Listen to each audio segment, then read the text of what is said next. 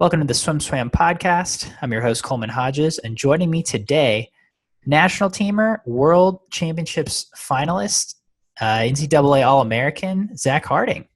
Zach, what's up, man? How's it going? Nothing much. Just, waking up from my naps. So I'm excited to be here.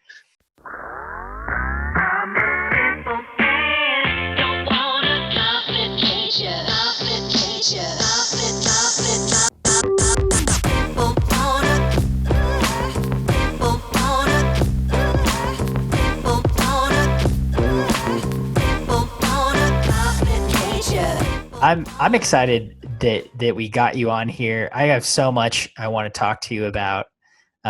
You participate in so many activities that I think are awesome. But first, let's talk a little bit of swimming. You said you're at home. Where is home for you? Huntsville, Alabama. Huntsville, have you been able to swim while you're there? Yeah. My club team, they've been open up for a while now, and there's 2 long course pools. So between all the groups, they can do one person in the lane. And when I said I was coming home, they welcomed me with open arms, and they said, whatever you need, you let me know. So been doing singles, and someone that was on the team that I swam with when I was still there has a full gym, and they've been letting me go over and lift there. So been setting my new maxes and stuff at their gym. So all good things. Nice. I also see that you've been on a one-handed push-up mission. Tell me about the one-handed push-ups, because it looks like you're getting pretty darn good at them. Yeah, so it actually kind of came from, we were supposed to do this thing where you have your hand on a valve slide, and that's basically kind of like the couch mover thing that's kind of slippery on the bottom.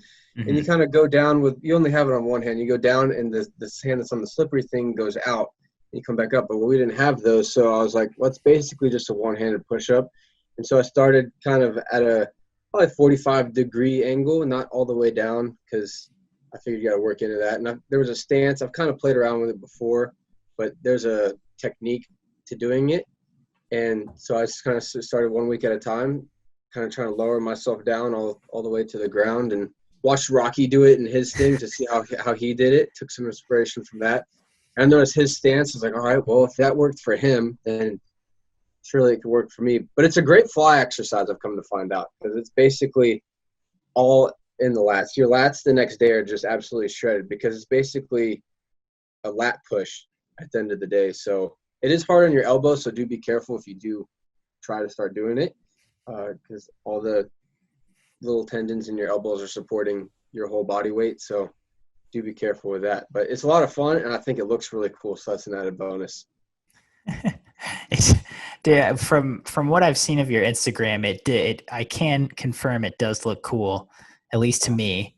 I've also see you were javelin throwing at some point. Yeah. My sister goes to University of South Alabama down in Mobile, and I've never had the opportunity to watch her compete, but she's been able to watch me compete around the world. So I went out and watched her, or I guess joined her in one of her practices one day. So that was kind of a cool experience for me during quarantine to be able to go and throw javelin with my sister. The furthest I threw it on my best one was probably about 2/3 as far as she threw it. So oh wow, it's a lot harder it's not just going out and throwing spears. There's a whole technique to it.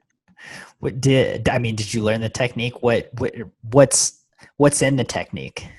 Yeah, okay, so I was going just like for Narnia, Leroy Jenkins sort of throw it, like we're gonna go hunt a mammoth or something. Is what I'm going in here. And she's like counting steps, kind of like we count strokes. So she's like counting steps. She keeps her hand up, keeps the javelin up, and in the video, if you go back and watch it, you see I instantly just drop it, just ready to absolutely launch it. But it comes out that she launches it, and I just kind of lightly toss it. But yeah, there's a whole bunch of techniques there. So, and she was all kind of aware of that and trying to teach me some of the stuff, because I'm like, if I want to do this, I want to do this right. And then she just absolutely destroyed me. But yeah, it was a lot of fun. It's a great sport. That's awesome. I mean, I think if quarantine has been good for anything, it's been for trying new activities for sure. Exactly. Yeah. No, I definitely recommend it if you get the chance. It's also like it's weighted kind of weird, and I found out that in high school they don't throw the pointy end, and I was like, well, that's why would we go throw a spear if we're not throwing the pointy end? It didn't make any sense to me. But when you go to college, they let you throw the pointy end. It was like that's what I'm throwing.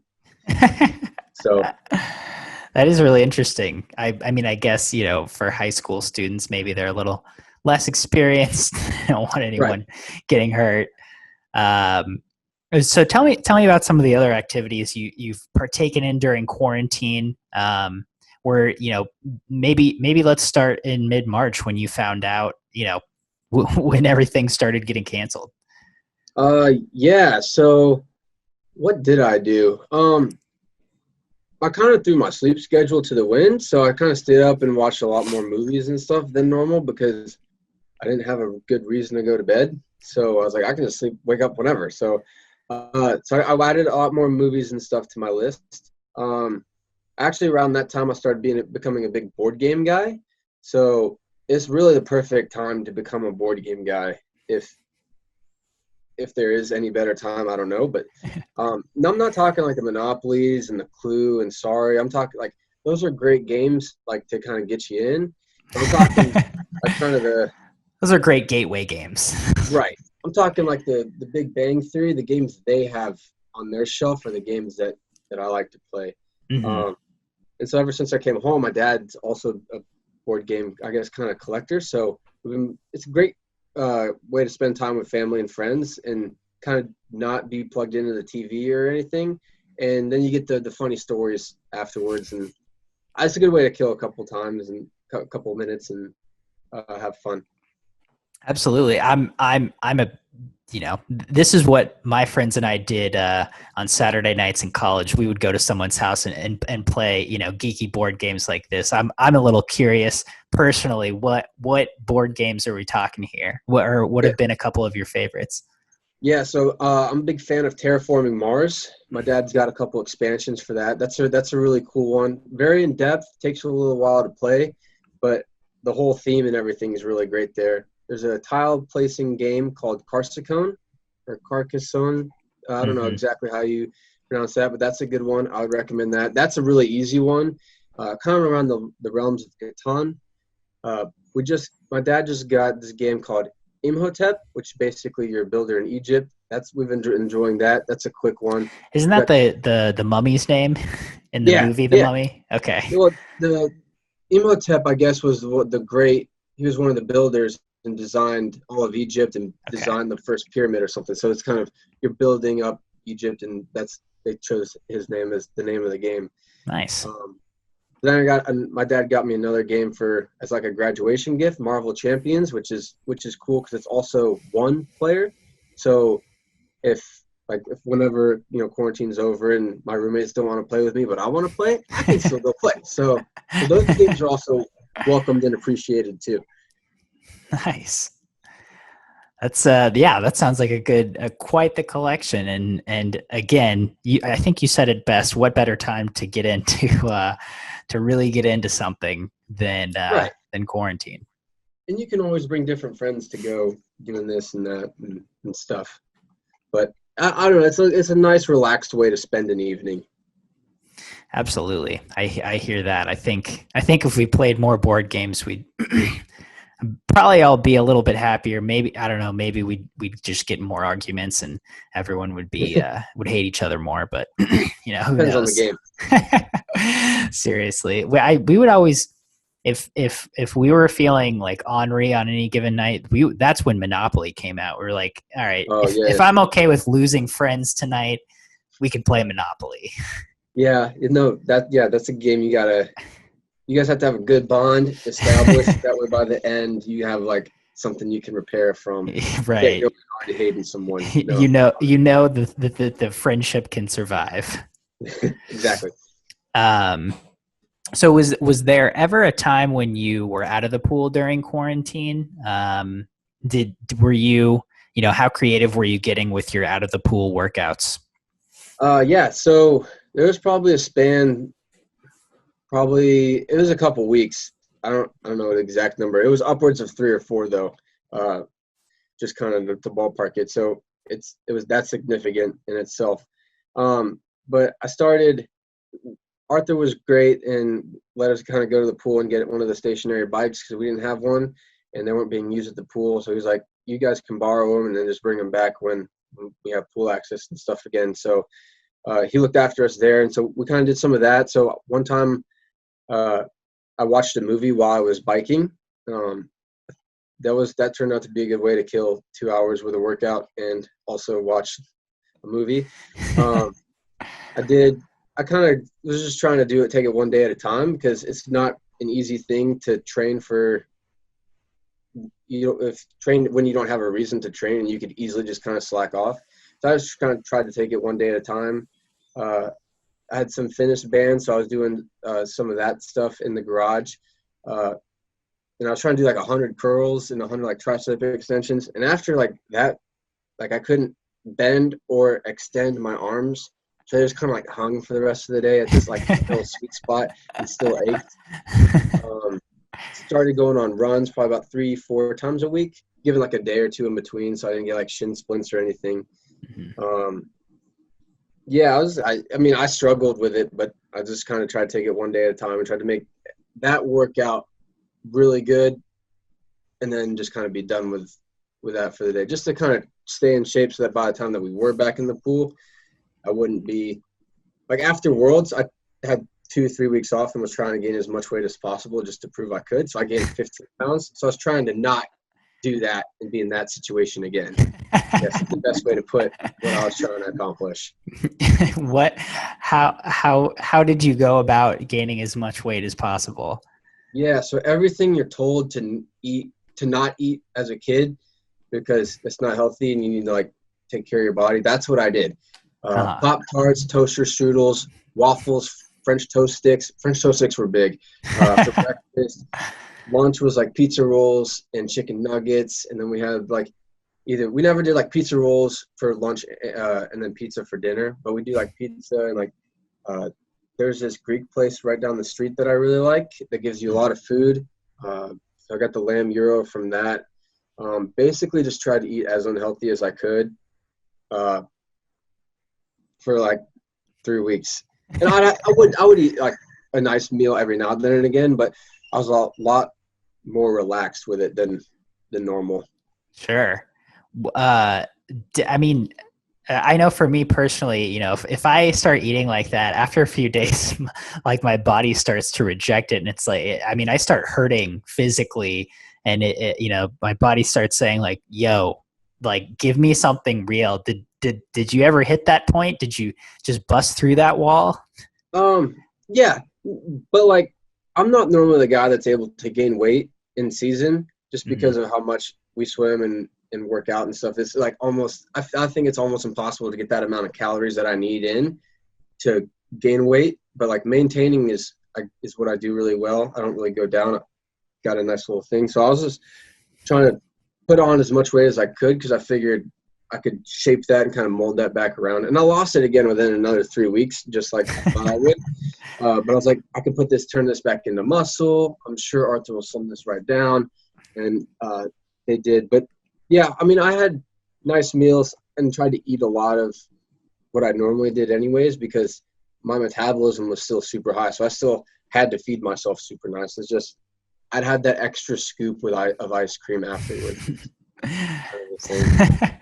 What was this just for, you said just to see if you could, was this a bet with someone? Did someone challenge you to this, or was this totally just personal for you? No, yeah, this was personal. I've never been able to really successfully gain weight during season. So I was like, if I could do this now, because I've always wanted to do it because I'm always on the smaller side of everybody. So I was like, I'll take opportunity to put some weight on and then get as much on as we can. And then kind of like a marble, kind of fatten up the marble, and then we'll be able to shape it in that's what I was thinking going into it. I don't know if that's exactly how it ended up working out, but I was just kind of a fun little side quest, I guess, for me. But yeah, it was just all personal. Abs- Absolutely. I think that's certainly from the outside looking in, you have the most fun side quests of any swimmer that I've encountered. Uh, have you always, it seems like you've always marched to the beat of your own drum in the swimming community. Growing up, was that always kind of your MO? No, not always actually. It's kind of weird, but I used to be shy up until probably eighth or ninth grade. I'd kind of changed teams, and the guys there were just like super, a lot more extroverted, and that kind of brought me out of my shell. And then 'cause I'm always down to do fun, goofy stuff. It's just I wouldn't do the fun, goofy stuff while I was at school because I went to school with the people. And then one day in high school, I looked around and like I was like still seeing people in my grade that I'd never seen before. And it's like senior year, so I was like, all right, well, I'm gonna do whatever I want. I'm never gonna see these people again because this is the first time I'm seeing them in all of my time in this school. So like one time I like just dropped in the middle of the hall and started doing like 10 push-ups just because I thought that'd be funny. So no, but yeah, ever since then I kind of just did whatever I wanted within reason. I do realize there's a time and a place. So like when the coach is explaining a set, might not be the best time to be goofing off. So I've learned and honed my skill of goofing off, and even made it work for me in terms of developing new drills and stuff because of that. So I'd say it's one of my superpowers, if you would. Absolutely. Speaking of drills, I think I just saw a video somewhere of you doing a couple of your favorite drills.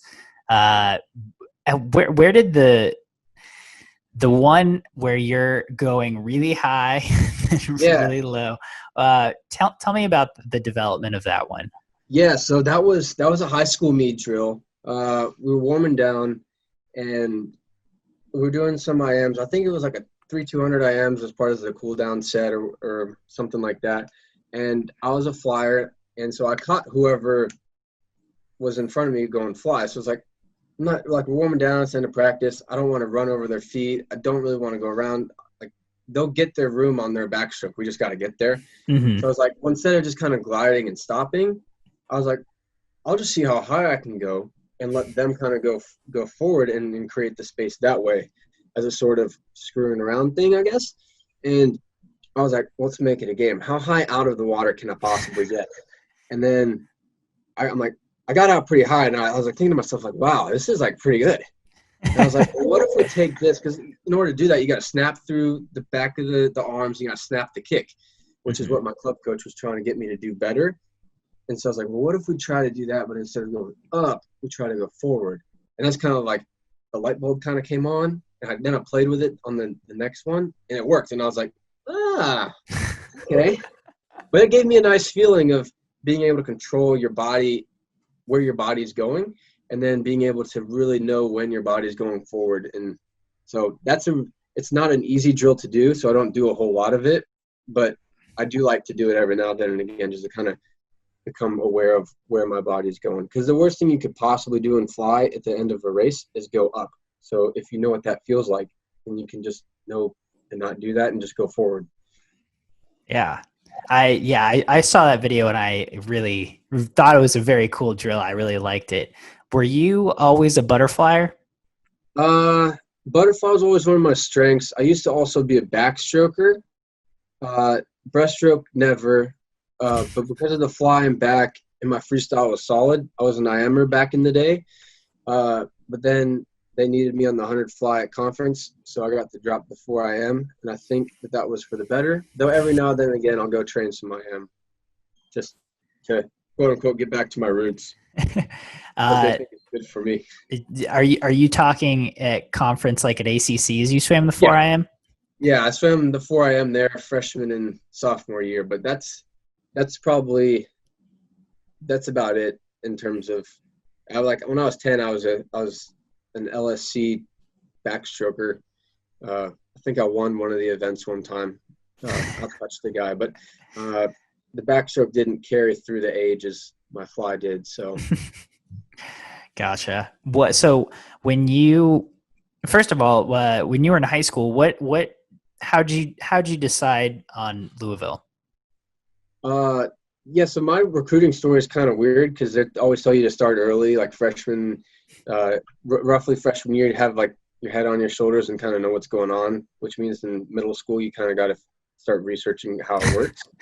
And Right. so all the schools, like I have a call with a couple of coach before practice, just kind of in the parking lot, talking to them for like 15, 20 minutes. And all the schools I talked to, I didn't end up taking an official visit to. All the schools that I reached out to, I didn't go to, so they all found me. So I think that's kind of a little kind of unique to my story. But I chose Louisville.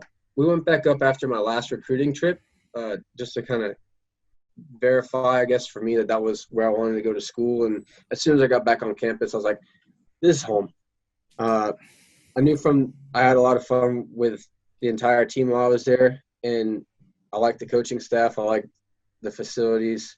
I liked campus. I thought the education, the idea behind our specific education was really cool because we'd come out of it in 5 years with a bachelor's, a master's, and a year and a half of work experience. So I was like, that's pretty solid bang for your buck as far as I was concerned. So that all the pieces just fit, and I felt comfortable there. So. That's super interesting. Bachelor's, master's, year and a half of work experience, 5-year program. What did you study? That was mechanical engineering, but I didn't kind of go down that exact path. We have to do like 3 co-op rotations, and the idea is you do it one a year. And so I did it one over the summer. It was in 2017. And after that, I was like, I liked what I did, but I just realized that working at that point in time didn't work for what I wanted to do in terms of swimming post-college and swimming professionally. So I ended up getting out of it, kind of. I had to take some extra classes to kind of offset that. But my engineering school was really cool about it and supported me through that. So I just have a half year of work experience, and then I switched to my master's is in engineering management. So that was an online program, which I really liked because I could do that super easily while I swam. And so that course load was really manageable. So yeah, but now I'm completely done. I hope for forever. When did you finish? Last May, actually 3 months ago. Okay, gotcha. So I guess you weren't really affected academically by quarantine because you were online anyway. Right. They pushed a couple due dates back, but I always like to get my stuff done in the beginning of the week so I didn't have to worry about it. Just so I could be done with the classes whenever I possibly could. But yeah, there was minimal impact to us because there's people that they've had that are in Germany studying abroad, or because it's online, so you can be anywhere in the country. So yeah, that didn't really affect us. That sounds nice. So I want to go back to your collegiate career a little bit. You swam the 400 IAMIC conference first 2 years. That was a surprise to me. Your freshman year, that's usually a time, pretty big transition for a lot of kids. Pretty big learning year. How would you describe your freshman season? I think learning year, big transitions was spot on. To some extent, some of the stuff that we did in high school was similar to what we did in college. For example, one of the sets my club coach liked to do is he'd start at like 18, and then every week he'd build it up by 250s, 1850s on like a minute. And then we got up to like 30 one time. I think that's kind of, he built that up and eased us into it. But those were all on a minute and they were all fast. And I would change strokes on that set because I was partially an IMer. But then we go to college, and one of the first VO2 sets, this is the third or fourth practice I was at. They're like, all right, we're going to go to 2450s. This is a long course. 2450s on 110, so there's a little bit extra rest. But they're all fast, and they're one stroke. If you're really good at 2 strokes and like that's kind of your thing, then maybe you can switch. But we prefer if you do 1. So I'm like, I'm a butterfly, and they're like, yes, you are. So, but that's a similar kind of set to me. So, and for that, I was kind of aware of the similarities and kind of just fed off of that. So it wasn't that big of a transition, especially once I realized too that there's a warm up, there's a main set, probably a preset, there's a main set, and then there's a warm down set. And so once I realized it was just no swim practice, then that kind of helped ease my transition. But there were a lot more underwaters at college, I'd say, and holding your breath, which is great, except for, humans like to breathe to live. So that was a big adjustment, getting to do that, I'd say.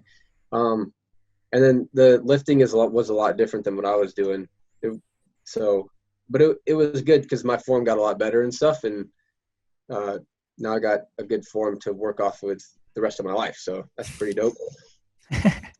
Yeah. So again, outside looking in, your class at Louisville kind of built. And then, your senior year, you guys were 5th at men's NCs, which, I don't think a lot of people really expected that. Was that a goal for your class, heading into your freshman year, heading into your senior year? Is that something you guys could kind of work towards for a long time? Yeah, I'd say we're working towards it. No one was thinking top 5. We were thinking top 8, I think, if I remember correctly, because 8th was our previous best. So we wanted to do that or better. Mm-hmm. But we never thought 5th would happen. And then after day 1, it was whatever the 800 came out to. Right. And after day 2, we're like, oh, we're pretty good here. And after day 3, going into day 4, I normally don't like to look at the scores because I'm not the guy that likes to pay attention to that. I'm like, just shut up and swim, go do your part, and then worry about those numbers, let those fall in later. Mm-hmm. I'm not kind of that sort of guy, but I was kind of looking at it and I was kind of getting a little excited, and I'm like, not trying to say anything to jinx it, but I'm like, we look really good here and we're really strong on the last day. So, but watching, it was super special because being a senior for me, I knew what that would have meant to all the people that were seniors and on the team when I just got there as a freshman. And so knowing that it was like for this team, the teams after us and the teams before us was, I think, what made it the most special for me. Yeah. Do you have a swim or an experience from an NCAA's that sticks out to you? I mean, obviously, probably getting 5th was pretty special, but was there a swim in your NCAA career that really hit the nail on the head for you? Yeah. I guess it's probably one of my most treasured swims. Might be actually like a warm down after the 4x200 relay on day 1. So freshman year, that was the first time I ever got put on an A relay. I was a C relay kind of guy freshman year, and then after conference, they saw like my 500 was really good. It was I think 420, maybe 419, somewhere in there, and they're like, your 200 split here was really good, and you're pacing it for a 5. So that next Thursday, they had me line up and do a 200. Like, what can you go here? And then they ended up putting me on that relay at NC's, which is like the biggest meet, one of the biggest meets in the country, just outside of trials, I'd say, and in the final heat, and it's go time. So it's a very unique situation, I'd say, for a freshman who wasn't expected or expecting to be in that situation. But afterwards, all of us were warming down. It happened freshman year too, but it was more nostalgic sophomore year because everyone else on the relay was seniors, and so we all warmed down and we took 2 lanes because no one was there, and we always like to stay the longest and warm ourselves down nice and long. We took 2 lanes and we were all swimming together, and that was just kind of a really special moment to kind of share that with those guys. Yeah. That's the fact that it's a warm down swim. I love that. That's great. But I mean, certainly really cool. And then, I mean, you were on pretty much all the relays your senior year, right? Right. Yeah, I was. So this is actually no one really knows that this is kind of what happened, but I was entering the 500 and just kind of before the meet, and I was supposed to get scratched because they wanted to enter me in and then scratch me later if I needed. But then they were going to swim me on the 4x50 relay, but they forgot to scratch me. So I couldn't swim I had to drop an event because I was entering the 5. And what ended up happening was our freshman that we brought, kind of similar story. Our freshman that we brought, they said, hey, you're getting put in. And he's kind of like, all right. And then we were kind of all super nervous. The coaches were upset that they forgot to scratch me. But then our freshman Tanner Cummings just comes in and just drops a bomb. And it was absolutely amazing to watch. Dude went off. Prelims, they made it back to finals. He dropped it again at finals, and it was awesome to see. So I was like, look, I'm a senior here, so, like, someone's got to swim it after I'm gone. And so it was really cool for me to not be on that relay and to watch them. So that was cool too. I remember that he went like 18-2. He split something like that. Yeah, they thought they had a range that thought he could hit. It might have been like 18-5. He drops 18-2, and everyone was just like, everyone was pumped. So that was a cool memory too from NC's. And his flat start best was like 19.6, something like that. Right, it's not bad for a freshman at all, I'd say. But yeah, he definitely stepped up and delivered, and so give him major props. And at the end, after NC's, we're at our team dinner and stuff, and the parents were there. I was like, look, normally, especially like if you get brought as an alternate, you're probably not going to swim. So for you to be able to come in and be ready to swim and then deliver twice, huge. And so I was because we also had another freshman that came in as an alternate and swam on the 4x2, and he delivered too. So like that doesn't normally happen. So that don't think that does, but I'm proud of you guys for delivering. But that was awesome. It sounds like the stars really aligned for you guys there. But yeah, to have two freshmen perform on relays like that, always exciting. Again, I remember the 4x50 relay and seeing the results and just being like, what? So very cool. And then so you have your senior year at NC's. It goes pretty well for you, and then you head to World Championships. Can you tell me about that experience that following summer?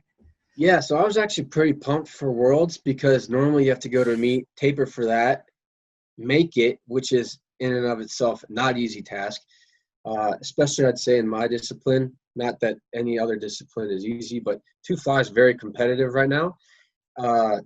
And then you have to go train back up and then re-taper and swim overseas on another taper. And so I always swim good on taper. So I was like, we just get to hit this once. We don't have to mess around with this double taper crap. We just get to do this once, and we get to go light some fire over there. So I was pumped for that. Didn't swim as well as I was wanting to. Did get to swim with a lot of my friends over there from the other countries that I've made now at these meets and going over there. But it was a lot of fun. I don't know what to say. You're over there playing, Mario Tennis and Mario Kart on the plane with half the national team, and then you land, and then on your downtime, that's what you're doing. And then me and Zane are watching movies and TV together. So the whole team, I thought, blended really, really nicely together. Everyone got along, and then the staff took great care of us over there. Was kind of weird though, being in the old Wugs village for Worlds. So that kind of had like an awkward sort of not Olympic, but basically almost the Olympic sort of vibe kind of thing. So it was like, yeah, so World Championships, so everybody is here, but we're in a village, but it's not. So I was just kind of like trying to take notes and what I like and don't like and how I handle things that I don't like. Like the food was the same most of the time. And so, like, they had rice. I like rice. But they didn't have soy sauce out with the rice and not all the stuff that people were putting on top of the rice I liked. There was, like, there was this one meat, and it looked like there was ketchup on it. And so Michael Andrew got it. And then he goes back and he takes a bite, and he's like, dude, this is freaking spicy. He's like, it looks so innocent. And I have it on my plate, and I'm like, yeah, we're not going to eat that. But look at, like, how to handle that was pretty big. So I'm taking my own soy sauce next time I go overseas. That's what I figured out. That's going to travel with me. But yeah, then I got to swim, and I thought I swam pretty solid across all my swims. Wish I could have gone a best time, but it happens. I was right on it, so I can't be too upset. Yeah. So, um, something I think, maybe a lot of people can relate to is that, you go to Worlds, you have one swim. And, do you think that is added pressure for you? Do you think it's less pressure for you just, going to a championship meet and only having that one event to focus Yeah, I mean, I wish I had more stuff like to swim over there because I'm kind of going over there for a minute and change, on? Mm-hmm. hopefully more than once. But kind of whenever you're done, you're done. So not having something else to do, or if you have a bad race or mess something up, you don't get a do-over. So you really got to put – this isn't really good for investing, but it's your only option here is you got to put all your eggs in one basket and cook a nice omelet. But I don't know if it'd be – I'd say it's kind of more pressure because there is no second chance unless if you mess up but still make it to a semis, which at the world stage isn't the easiest thing either because everyone there brings their A game, which is awesome, and I like it. I love that competitiveness there and seeing whose A game is the best. But yeah, I would say like I just kind of make it worth it. Yeah. What was swimming in that semifinal like? Because was that the first time you'd ever done semis? No, I did. I've done semis. I guess at trials. Yeah, trials and at WUGS in 17, I did. I went through semis. Didn't make it to finals, but I did semis. So that was my finals. But yeah, I was kind of used to it, and I knew from trials that when you go semifinals feels a lot like finals. So because prelims feels different because not everyone's there, but finals has a different vibe. So I like to race when the lights are on. That pressure that kind of comes. Normally, I thrive on that, so that normally works out pretty well for me. And it did. That was the first time I won a semifinal overseas, so I was pretty pumped about that, winning that. But yeah, I was just trying to focus and execute my race. I wasn't really trying to do anything super crazy. I figured if I just executed and focus on what I was supposed to be doing at whatever part in the 200 I was supposed to be doing, then I figured my time would take care of itself. But I was nervous as all get out beforehand. I was all like, goggles on, like there's nothing worse than thinking your goggles are going to fall off before the race. So I was making sure those guys were locked down. Do you have a pre-race routine that you go through before every race? I like to do some arm swings and stuff behind the block, and I like to walk out with my cap and goggles on. But outside of that, not really. It kind of depends on the training and whatever TV show I've been watching. Obviously, in 16, there was the Batman thing as kind of my pre-race. I did the gas can in 18. So it kind of really depends on the training that leads up to it and what I'm watching because most of the time, whatever gimmick or whatever I'm pulling from, I've been, diving into the whatever I'm watching. We were watching Vikings. Boom, beard. I got a beard rings now, all Norse based. So exhibit A, I guess C now because yeah. So it varies. I like to mix it up. Yeah. So last question to close this out. Kind of moving forward, the next few weeks. Like you said, you're kind of at home for the moment. What looking forward for yourself? What do you see in the next few weeks, next few months? Do you have obviously there's trials in 21, but do you have a little more short-term goals right now? Not really. I'm just kind of trying. I've been getting stronger in the gym, and so I'm really trying to push myself there. I've been doing singles, so I've had time to help out around my parents' house and help them. I've started doing the training for Rise athletes.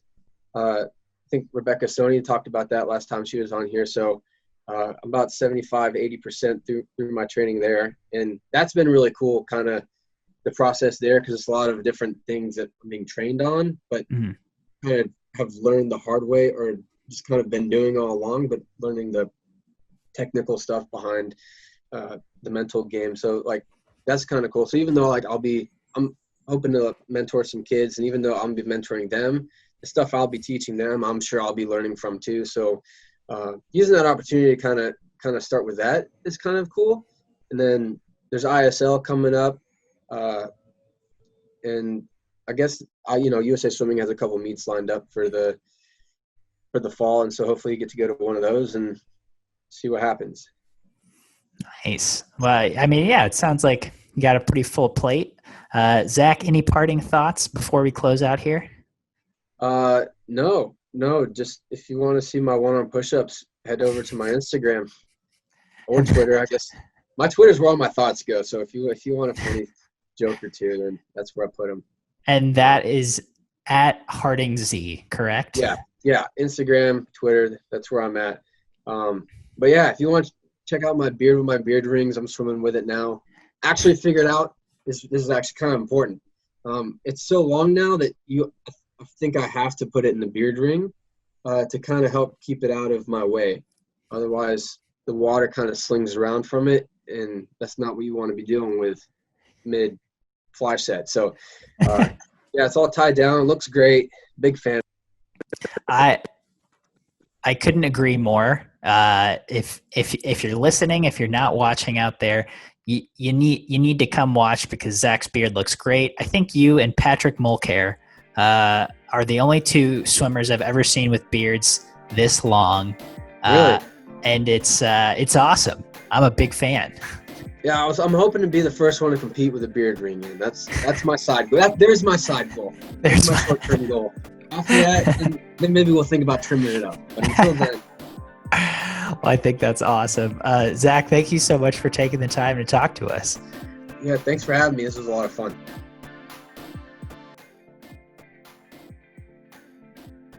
You've been listening to the SwimSwam podcast. Stay tuned for new episodes every week. You can take SwimSwam podcast on the go by subscribing on your favorite podcast platform. Look for links in the description below, and be sure to subscribe to our YouTube channel for more videos as well.